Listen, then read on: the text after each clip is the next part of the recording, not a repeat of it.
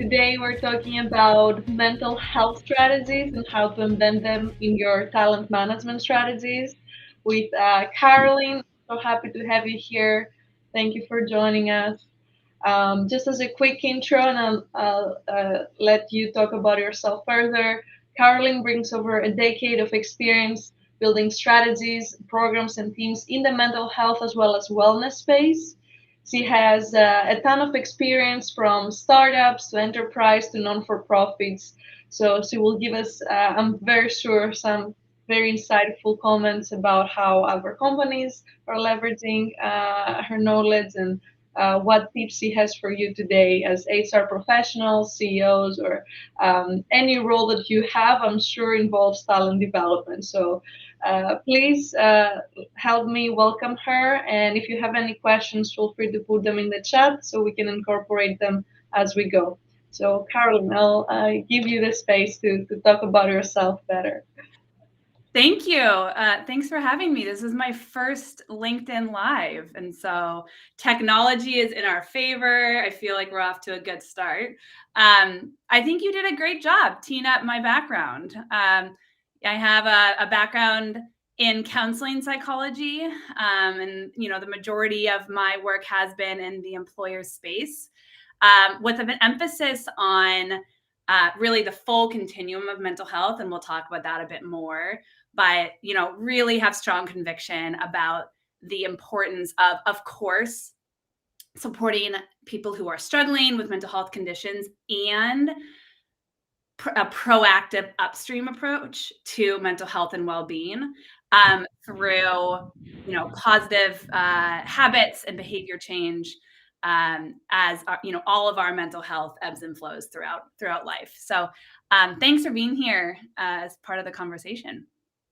Yes. Hello, Amy.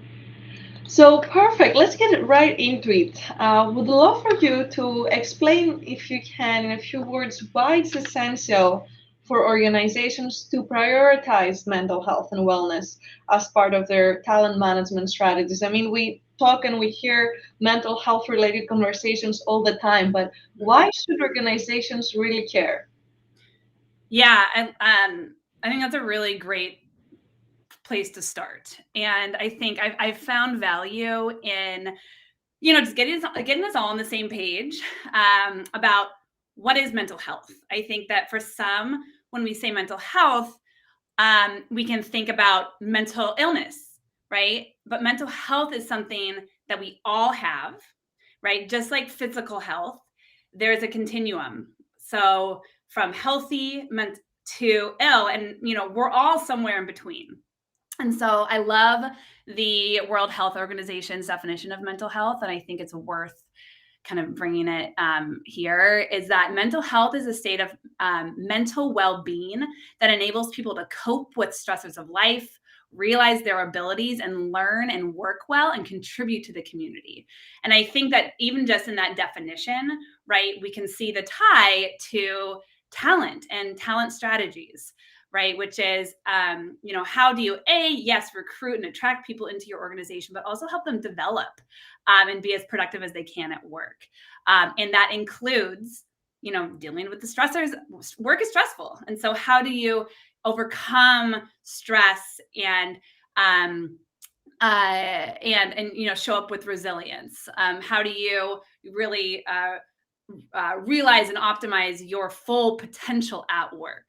And so I think that, really thinking more holistically about mental health and wellness and as it ties into talent management, and just to break down what that looks like a little bit more, right? There's, well, I guess first and foremost, people, like, more and more research is coming out that people want their employer to care about them as humans, right? Mm-hmm. They're more than just, output.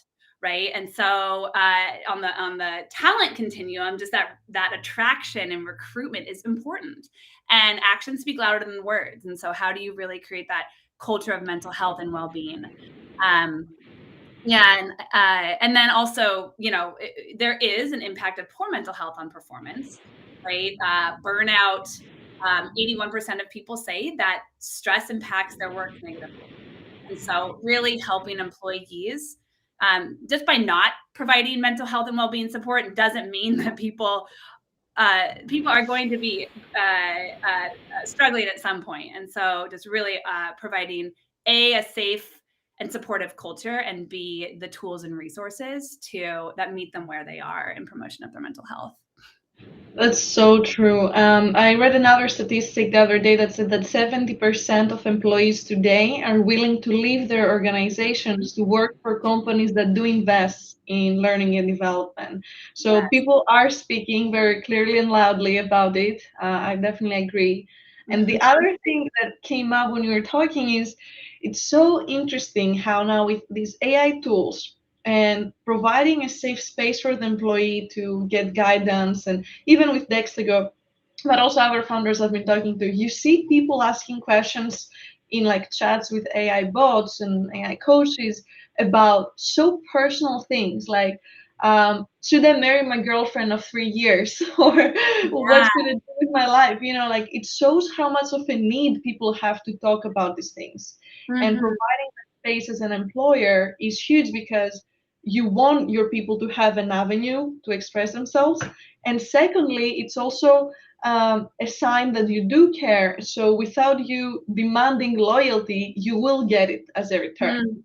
In a space where talent war is huge, everyone is thinking of how can I get a better opportunity? Where should I go? And so there's a lot of leverage, I think, for companies to take into account here.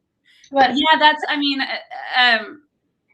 just to double click on that a little bit, I think what comes to mind for me when you say that is like what you're seeing in terms of what people are, uh, uh, coming to an AI bot with is that kind of no wrong door approach, right? I think mm, that although I think a bright spot of the pandemic has been that there is more of a light shining on mental health and bringing, bubbling up to the conversation, but there is still absolutely a stigma around mental health, and it's amplified in the workplace because there's concern of, will what I'm going through, what I'm experiencing, be perceived as an impact on my performance, right? mm, And we can talk about that later, about ways that organizations and the organizational responsibility to create is to kind of mitigate or get ahead of that stigma. But the no wrong door approach, for some, they might feel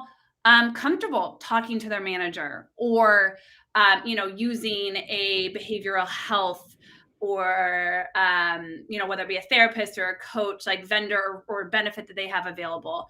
Others might not, and so just so an asynchronous capability through chat or messaging or text or digital programming might be best for some people. And so I think that kind of no wrong door approach, is interesting. I think that there's more research around, around that as well. Hopefully coming. and I hear you say that there's also some challenges, some barriers maybe that organizations face when they do try to integrate mental health and wellness into their organizations, Mhm. and in particular their talent management efforts because of that hesitancy of how people will be perceived. So, are there any maybe examples that you can share? Maybe not necessarily company names, but any examples you can share that you've seen these barriers being evident? Yeah.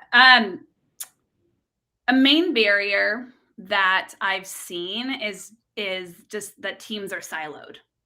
Right. Mm, So mental health and well-being can kind of be over here, maybe on the benefits team, the people team. Talent is over here.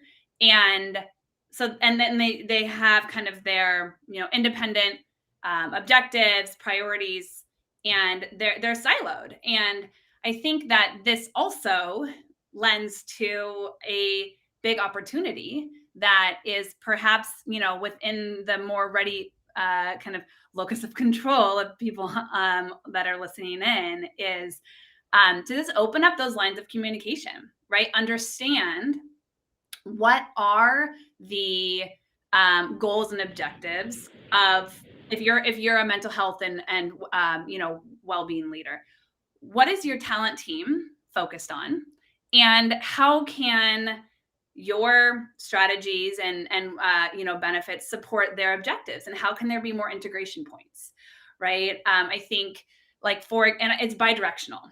So if I'm a talent management leader, I'm focused on on recruitment, on growth and development. Okay, well, increasing people's confidence or self-efficacy is important, is part of that. So how might I partner with my mental health and well-being team on that?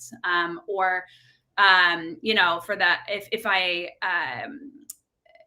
for people who are struggling, maybe it's a high team with high burnout, right? Or you've learned that managers are a lot is on managers right now. I mean, it's all, but how can we partner together to really support the performance and the well-being of our people? So just opening up those conversations, and knowing what the objectives and goals are of each other's teams, and then setting shared goals to drive accountability, as well. And then I think, another barrier, which is a really important one that can't be overlooked, otherwise it's kind of a square peg in a round hole situation, is, what is your culture of mental health and well-being, right? If you are coming forward saying, we care about you, we care about your mental health and well-being, but the work environment in practice is not echoing that, your efforts are only going to go so far, right? And so how uh, taking steps to create a non-judgmental, open, supportive culture where employees feel supported in bringing their full self to work, and that they can ask and seek out help if they need it, without it being a risk, or being perceived as a risk to their professional development or perceived performance. That's huge. Yeah. I mean, being able to say you're not okay one day, but not feeling judged, that means you won't perform. Um, Mhm. it's very interesting. I'll go a little off topic, but very briefly, I was talking to a coach the other day, and he was telling me that since the beginning of time, people have felt that there is this whole person, and that there's one way to be a whole person, and everything that's like an anomaly we think is problematic. So the stigma stems from the fact that we believe there is a best way of being a human, but there isn't. And so basically, early on, in psychology too, with Freud, and when everything started, like people were really trying to figure out what makes a complete human. And like when we had industrial revolution, people were trying to, like factory owners were trying to figure out what's the best way to make our employees compartmentalize. And since then, it went down the hill because we've been programmed, for 9 to 5 jobs and all these. But in reality, you can't compartmentalize as a human. You have a lot going on. You're an emotional creature, and it's okay. And now we're seeing that the shift where it's like we reach our limit. People are saying, I can't separate Mhm. things. I do have to bring my whole self at work, and I have to be okay with it. And now we're going through these tense Mhm. moments of trying to find that balance of how can we be productive while still, taking care of our mental health. So I was wondering if you also have some examples of success of any workplaces that were able to embed mental health and wellness initiatives, and maybe what were their outcomes, if you can share any of these. Yeah. Yeah, just to, I guess, comment on what you just said, but that's a really interesting conversation that we could surely have a whole a whole other LinkedIn live on. But just to close that one out, I think, what is the best way to be a human? And I think that there's a shifting conversation, and that again, like when, the pandemic shined a light on, I believe, of just about work life integration. And I mean, I remember sitting there, like, trying against a wall, pretending that I didn't have a screaming child behind me, and all these, like, just, and with a blurred Zoom background, just trying to zoom it out. But that's not my reality, right? And so, and actually, that's more of a burden. That's more distracting and stressful for me to be concealing that part of me in my life. And it's more liberating, and it allows me to show up as my best, to just, um, to bring that in. I was in a meeting this morning, where my little one walked in, and it could be seen as, wow, this is lost productivity. We're going off topic. But yeah, so anyways, what's the best way to be a human? I mean, the best way to be a human is that we are all, human means to be imperfect. And then again, like, what even is imperfect? But it includes our mental health. We all have mental health. It's not just about people with, includes people with mental illness, but we all have mental health. And Of it course. ebbs and flows throughout life. And that's just part of being human. You Um, know, the chair of the DSM came out and said that we're all mentally ill. I do believe that, one way or another, if you dig down, we all think we have some like mm, issues, but mm. it's just normal. Yeah, exactly. Okay, so to keep us on topic, you had asked me about companies that had successfully embedded mental health and well-being into their talent management strategies. That's right. Okay. Yes. Yeah. So a few, and my goal is hopefully for some kind of tangible takeaways for those that are listening Mhm. in. A really good example is a company that really took a step back and looked at the employee life cycle from beginning to end, right? So from um, recruitment to new hires to onboarding through to professional development and growth, all the way to even things like leave, maternity leave, medical leave, and then offboarding. And Mhm. what each of those are their change phases for an employee.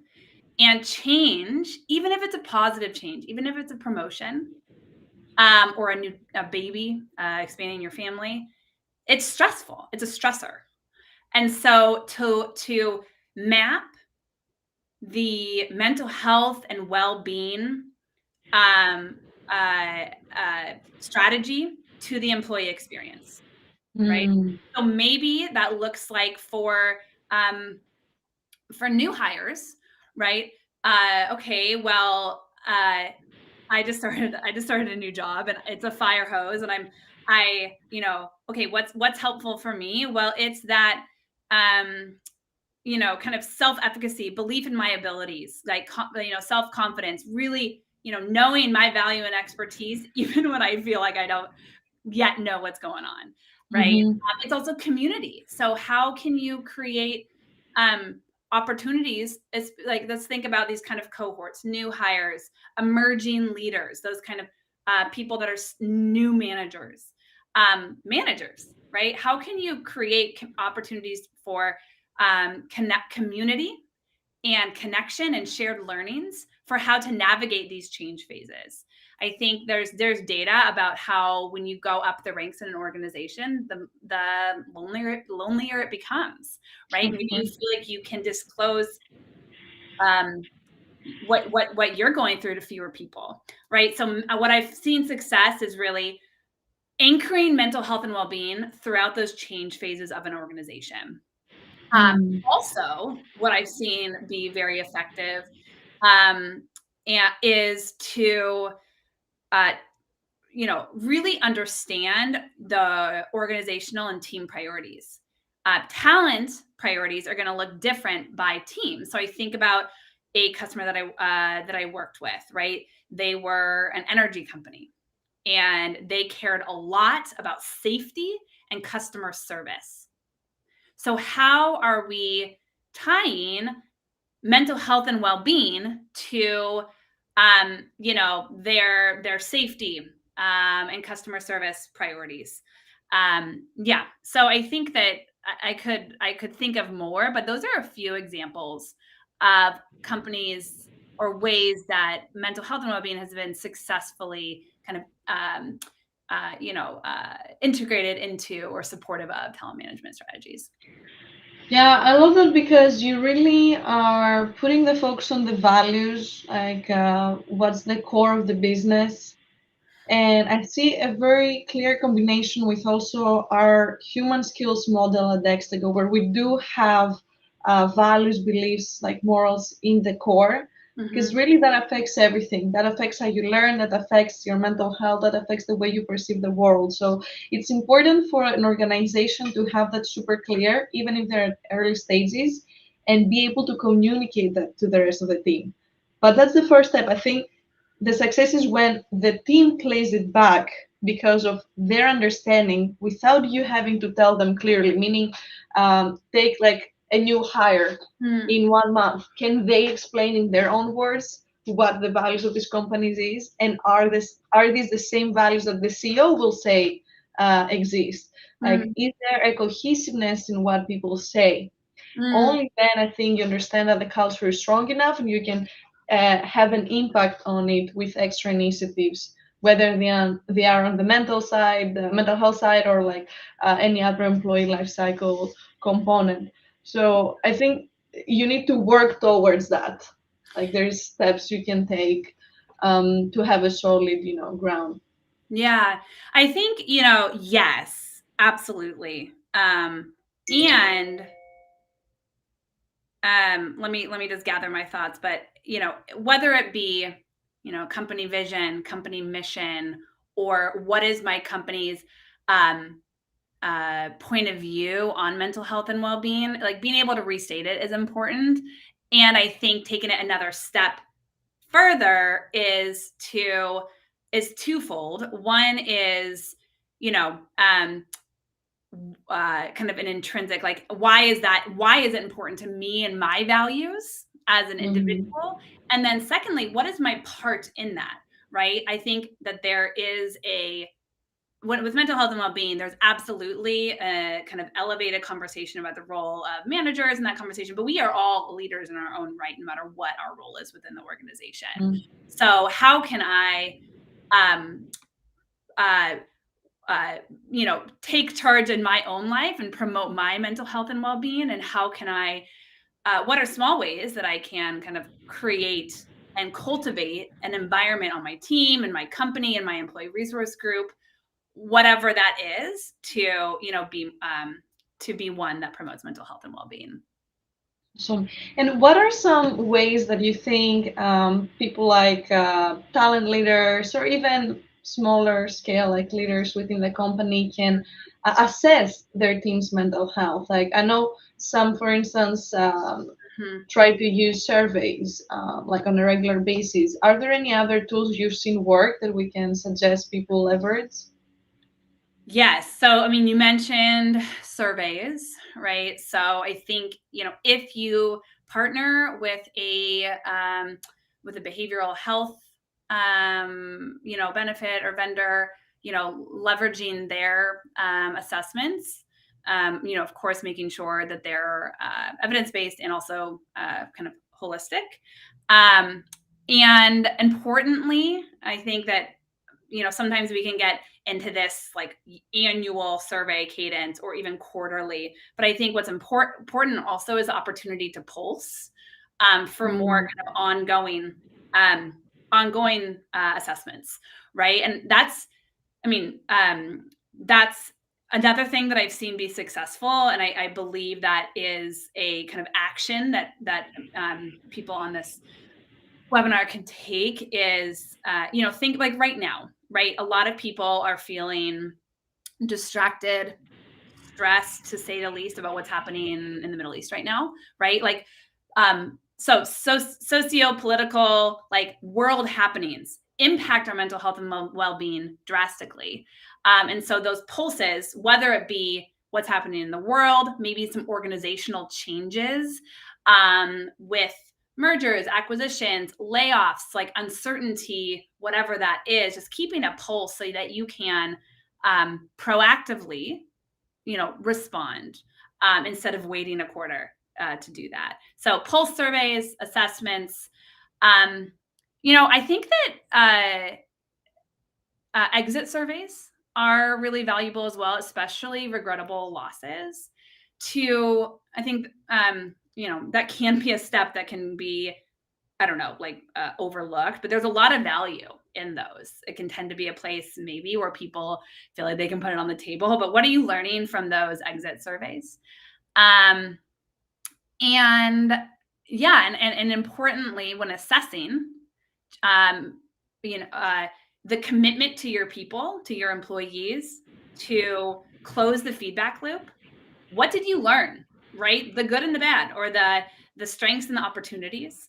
And then set goals that you can report back on to your organization about what you are going to address, right? And I think that instills trust and accountability. And then, of course, trickling, I think this is another opportunity for cross-functional collaboration and true integration of mental health and well-being is for organizational leaders to also have accountability for what does that look like for them to move the needle, for within their organization. So those are a few, a few opportunities for assessing the needs of your organization. Yeah, what I love also about the highly technological world we live in is how it gives us more tools to assess exactly that, like to put more data into how we feel, which sometimes people even struggle expressing, and now Mhm. we can understand better through tech, through the way they answer, the way they respond, like to challenges, like thinking about Dexigo. It's super useful because going back to something I've talked a lot about, like introverts and extroverts, and the fact that people struggle sometimes finding the words to express their feelings, we can now have an extra layer of support to help us communicate better and ask for what we need, Mm, especially like in a performance review or in such surveys. Like I've been in a position where I had to give surveys and I didn't extract what I needed out of them. But when I have a one-on-one, I'm more able to understand. So having those multiple touch points and then having like a tool that can summarize it for a leader, I think is mhm. so critical. And I'm glad, yeah, we're progressing. Yeah. But how else do you see technology being used today? And what are some trends maybe you see for mental health related tools that excite you? Mhm. Yeah, I will absolutely go there, and I want to to just put a pin in what you said. So I had, in terms of assessing, right? I had mentioned surveys and pulse surveys, but they're like, don't lose the human in the equation, right? Yeah. I think that um, that is why training people leaders and managers to with soft skills, right? I think talent management, there's a increasing focus on, in terms of kind of learning and development, on hard skills, but an increasing emphasis on soft skills, right? Emotional intelligence. How do so empowering managers with the tools and resources and support to not just create a safe place for their individuals and their teams, but to ask the right questions, right? And to know what is within their role and scope to show up for the person. And those are just um, powerful data points that might not be in a fancy graph, right? But powerful data points to really help assess the well-being, like the health, the mental health, well-being, and just how people are able to show up as their best self, um, at work. So, just wanted to Yeah. double down Thank you, on thank you. And that. it is true that not only soft skills are becoming more important, I mean, they're becoming essential, but the amount of jobs that will require such skills will double by 2028. So it is pretty important that today we start working on such skills as leaders, as employees.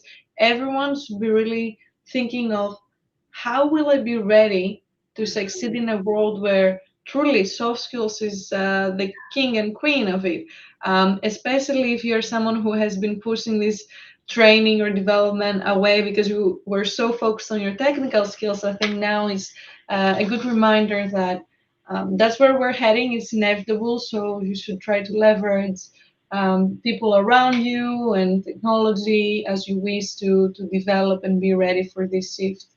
Absolutely. And kind of on that, on that note of how technology can be leveraged, I think we touched on some of it, right? So science-backed holistic assessments, pulse check-ins. I think, importantly, there's a um, within mental health and well-being, a trend that I have, and just across all organizations, Mm, as maybe some pocketbooks can be tightened, um, a lot of organizations, had an employee population that was acutely struggling during the pandemic, right? And they went all in on mental health and well-being benefits and behavioral health. And now they're taking a step back and thinking, okay, wow, we're putting a lot of money into these things. Are they having the outcome that we are wanting? And so how can technology and data and analytics be leveraged? I think really, if you are partnering with a mental health and well-being vendor, asking the questions around how are they tying mental health outcomes, whether that be treatment or more upstream, proactive, preventative, um, mental well-being resources mhm, and coaching and those type of things. How are they tying that to productivity, to absenteeism, to employee retention? To help you as a company leader, maybe making the case, continue to make the case for for this benefit for your employees. I think mhm, that's going to be of increasing importance. um, mhm. yeah. And let's touch a little bit CEOs. Like we've been progressively going up the ladder here. How can a CEO really talk or show their mental health struggles when their life is really a mess in terms of work-life balance? They're the ones that are working all the time, and Yeah. so it's kind of ironic for them to talk to their employees about taking care of their mental health. How can a CEO do that better? What's your advice? Yeah, that's a really good question. I think, the first thing to call out is that um, well-being or balance looks different for everybody, Mm, right? And so um, you know, it doesn't mean that you're for a CEO or for anybody, right? It doesn't look the same. What that right balance to promote and support your well-being is different for everybody. mhm, For me, for example, I prefer to I value the flexibility in being able to pick up my kids from school or even on vacation. I like it's just better for me to just keep my eye on what's going on because I know my reentry is better and it doesn't take away from my experience. So I choose to kind of be connected through mobile, right? Email, Slack, whatever. For some people, that does not work. That is not supportive of their well-being. So I think just first acknowledging that mental health and well-being looks different for every person. And um, and I also know that it's important to be aware of what does success at an organization look like, right? If people see that the people that are being promoted or the people that are being elevated into increasing responsibilities or roles are the ones who are online all day and all night, right? Or just tend to even just be perfect in every way, in terms of their mental health and well-being, and there isn't that kind of humanity as a part of that. That's something to pay attention to, right? And so I think that what comes into that is inviting in leadership in a very human way, right? Share their personal stories, right? Ask them to, whether that be in a newsletter and an all hands, like, why is their mental health and well-being important to them? How do they prioritize that within their life? Maybe what are the barriers to that, or what are the things that they're focused on? And then also, why do they see it as important to the organization? Mm. Pulling them into the conversation. I think importantly, and this was a learning that I've had, is just being really making sure that the person that you have is kind of respected by the employees, right, and is kind of positively perceived in general. But yeah, just inviting them to join the conversation, and that can be really powerful for just normalizing and reducing stigma, and kind of giving others the permission to do the same. Mm. I think it's huge to show vulnerability because if they don't and they pretend everything is going well for them, then when an employee struggles, they'll think that it's only them and that they Mm. have the problem. And so that adds another layer of complexity between between the two for them to build a strong relationship based on trust. So totally Yes. agree with that view. Now, coming towards the end here, I want to ask you something I ask most, if not all, of our guests, which is if you have a mantra, if you have like a slogan you go by that motivates you and keeps you going. Yeah, I love yes, I do. I have two actually. So, um, I think this ties into one of, I think, the core connections between mental health, well-being, and talent really being the um, including, I guess, the growth and development of employees is, if I'm ever feeling like I remind myself, you are whole, you are complete, you are capable. So Mm, as I'm stepping into challenges, as I'm stepping into new conversations, difficult conversations, um, I will actually, I'll say it out loud and I'll kind of take a powerful stance. And there's something about that shifts my mindset. And then another one, and this has been one that I anchor on a lot, especially as I have two young kiddos, growing family, other responsibilities outside of work. My time that I spend at work is so precious, and there's always going to be more work to do. And so my mantra is, Carolyn, what's the highest and best use of your time? And using that for clarity. I'll also say that out loud in meetings, right? What's the highest and best use of our time? And I think, yeah, those are two mantras that I lean on almost daily. mm.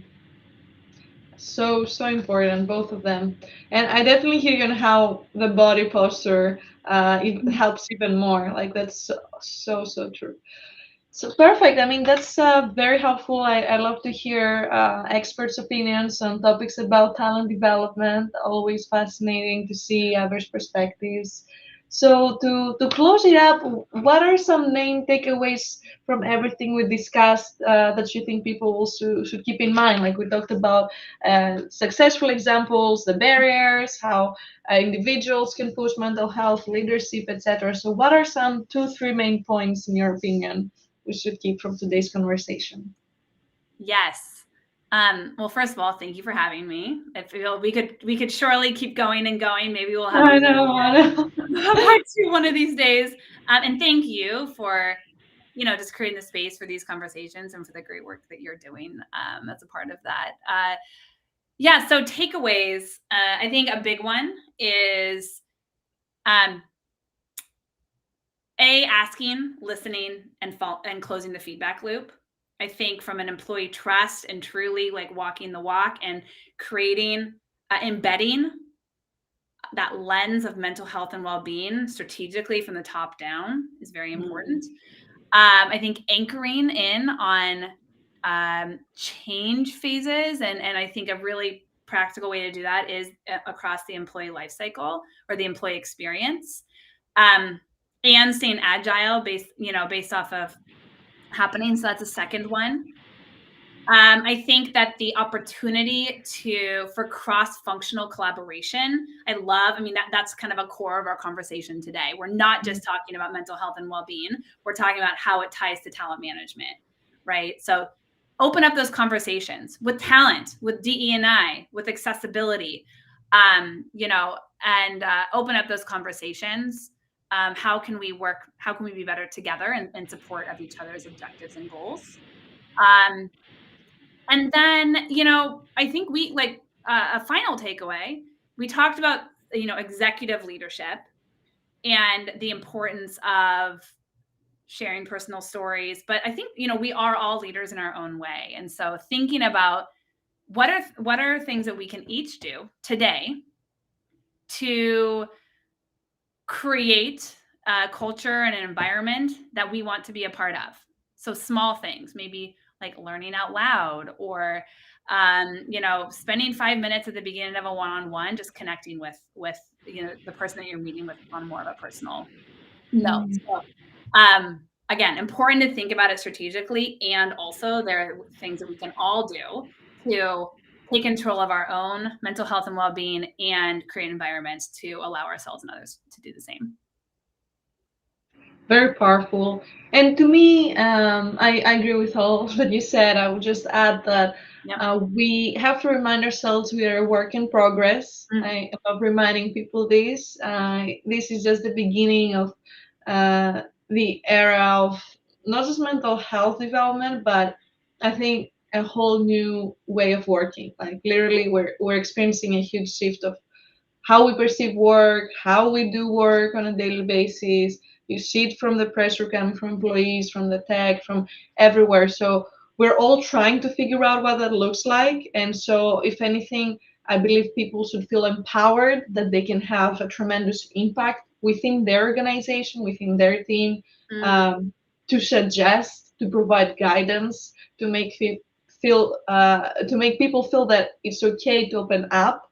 mm. And to your point, like you thank me for creating that space. Anyone can create that space within their circle, within their friend group, and that's how we start the revolutions, just by talking and believing in the importance of our work. So, Yes. having said all that, I want to thank you again for your time. This was wonderful, and we're definitely going to have a part two. I feel it. Thank you so much for having me, and thank you for everybody that is listening in. It's important, Yes, you know, that's the first step, is just engaging in these types of conversations. My hope is that you left with even, you know, one nugget of new thinking, and that you know, maybe have a way to bring that to life in your place of work. definitely. Amazing. Well, have a wonderful day and we'll talk very soon. Take Okay, care. thanks so much.